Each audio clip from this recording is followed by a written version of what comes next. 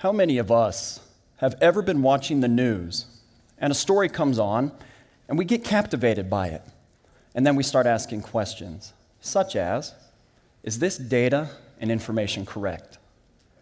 Or how many of us have ever been in a checkout stand looking at the newspapers and magazines, and for those that don't know what a newspaper is, it's printed word, not on social media. But how many times have we been in that checkout stand and said, nah, that can't be real? Or third, turning to social media, how many of us have ever been on social media and we see these viral stories that go around that make us think or worry, kind of like the Momo challenge, and then we find out that it's a hoax? The world we live in today is producing so much instant access to information. How do we decipher through it all? And not only decipher through it all, how do we take it to make a smart, informed decision? Now, what if I told you that there is legitimately a skill in the world that everyone can learn, and not just learn, but get good at, that will empower us to understand data and information better, and then to make a data-informed decision? Sound too good to be true? I promise it's not. It is real, and it is accessible to everybody. And this skill is data literacy. Now, before I jump into exactly what data literacy is, I want to set this foundation for us more so we understand the era and the world that we live in with technology and information. Now, the time period in which we live has been called the Fourth Industrial Revolution. Now, what in the world does that actually mean? It means a digital world. And I think all of us can agree that we live in a very digital world. In fact, it is very hard-pressed to find people who don't have a computer in their pocket now and a smartphone. To help paint this picture even better, I'm going to go through a few examples with you just to show you how connected we are and how much information is being produced. The first example, did you know that nowadays you need a refrigerator that has a touch screen on it? And not just has a touch screen, but it can play a YouTube video for you. It can tell you the weather. These things exist. Did you know you need it? Now, in full disclosure, guess who has one of those? Second, did you know that you need a dishwasher that connects to your internet? Because I can't think of anything I have ever wanted more when I'm at a movie theater than to know when my dishwashing cycle is complete. Did you know you need that? Third, did you know that it is becoming way too difficult to turn a knob to turn your shower on? That now you can download an app that can turn the water on and, by golly, set it to the exact temperature that you want? Not only that, but you can have a touch screen in your shower, and that mixture of electricity and water. Did you know you need that? The reality is, everything is being connected. And not just connected, guess what that produces for us? Data and information. Now, data has been called the new oil. But I think we need to take a step back from that statement to understand it better. Data is this valuable asset, but just like oil, it has to go through people and refinement to get value. This is data literacy. Now, by definition, data literacy is the ability to read, work with, analyze, and argue with data. 4 skills that reside across a spectrum. Notice what I did not say.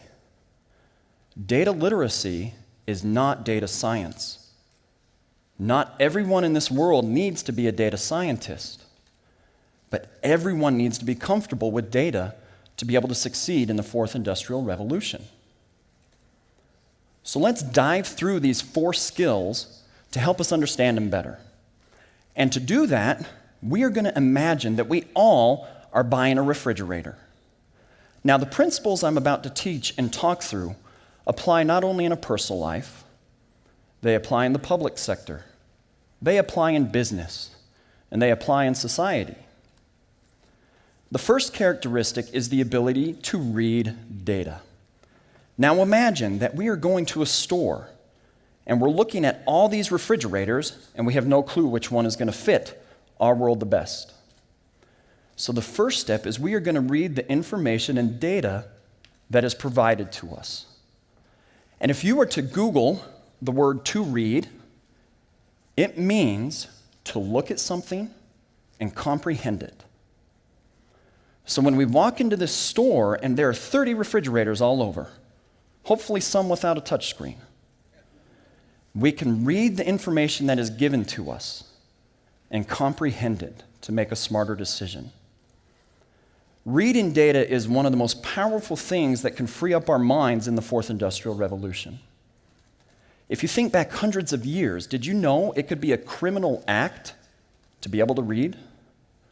In no way am I saying it'll be a criminal act to be able to read data. But just like it did hundreds of years ago, with all of this information all around us, the ability to read it and comprehend it is a key skill. So back to our refrigerators. We move along and we get to the second characteristic of data literacy. This is the ability to work with data. Now, one might ask themselves, does this mean I have to get good at computer science and statistics to work with data? The answer is no. It means being comfortable with information when it is presented to you.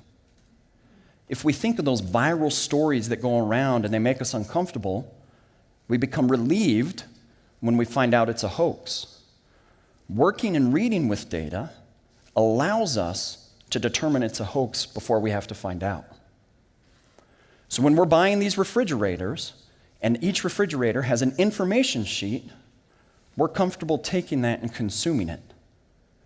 To move along to the third characteristic of the data literacy definition, and that means to analyze data. Now, what analyzing data does is it gets to the why behind it.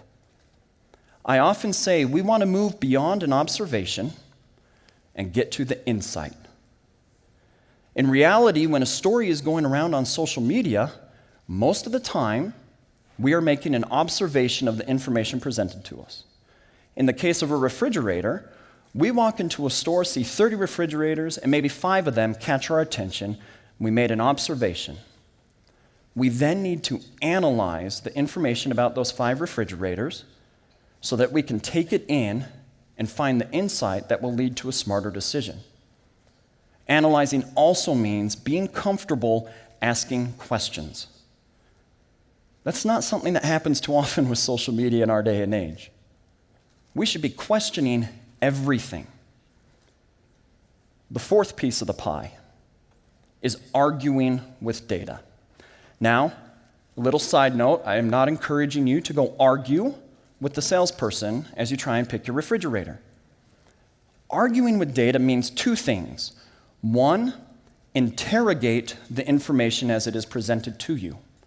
Ask a lot of questions of the salesperson. Interrogate what they're giving you. The second side of arguing with data and information is this ability to put a position forward and back it up with information. So put yourself in my shoes. Let's say my wife and I are remodeling and picking out this fridge. We agree on absolutely everything. No. We each have our position, and then we argue it and back it up with facts and data to arrive at the best refrigerator for us. 4 characteristics: reading, working with, analyzing, and arguing with data empower us as individuals to make sense of all the information that is out there and then to make decisions with it. Now, I am asked very often, how do I start? What do I do? Do I need to go back to school and get good at statistics? Do I need to learn how to code?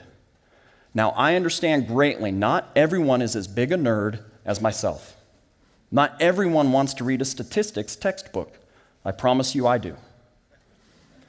So what do you do to start? I've coined a phrase that I use called the 2 C's of data literacy. The first C is I want you to become curious. I have 5 children. Guess how many questions they ask me on a daily basis? And here's the kicker. I never, ever want my kids to stop.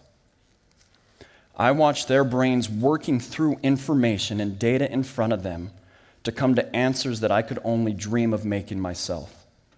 Because for some reason, when we become adults, our curiosity disappears.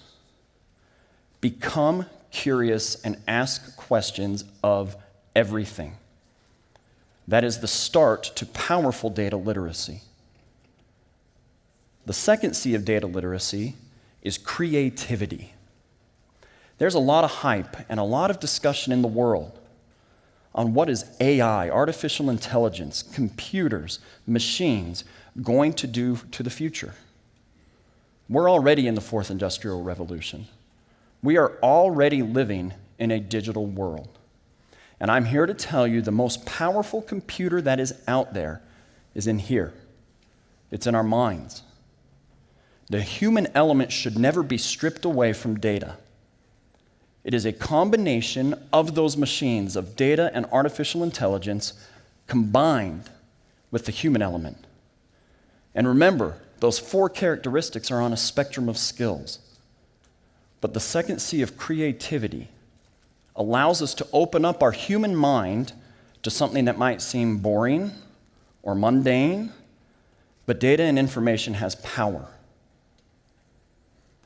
Now, overall, this world that we're living in truly can be improved in society, in business, and in our own personal lives as we improve ourselves in reading, working with, analyzing, and arguing with data. If you want to have a foolproof way of succeeding in the future and in this digital world, become data literate. Thank you.